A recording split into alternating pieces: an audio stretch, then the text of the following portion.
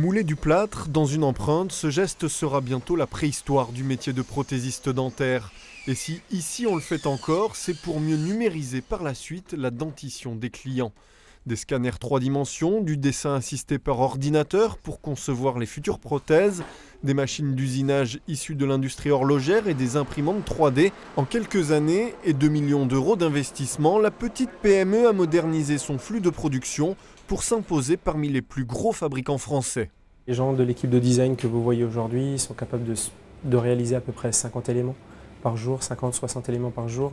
En technique traditionnelle, ils seraient capables d'en réaliser une petite quinzaine.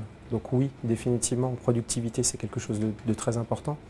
En termes de précision, on travaille avec des machines qui sont très précises. On parle de l'ordre de 20 microns de précision. Donc c'est quelque chose de beaucoup plus précis que ce qu'on avait pu faire par le passé. Ce gain de productivité et cette qualité de produit permettent à Krone Ceram d'être non seulement moins cher que beaucoup des 3000 artisans prothésistes dentaires français, mais surtout de se rapprocher des tarifs de la production asiatique. Et dans l'esprit des clients, l'origine France permet souvent de gommer la différence de prix restante. Certains de nos clients, pour des raisons de coût, parfois, sont obligés de passer par une fabrication externalisée. Mais oui, dès qu'on peut passer en français, clairement on le sent de la part des chirurgiens-dentistes, une volonté de faire travailler les laboratoires français. Et grâce à ses investissements en nouvelles technologies, elle a créé 67 emplois.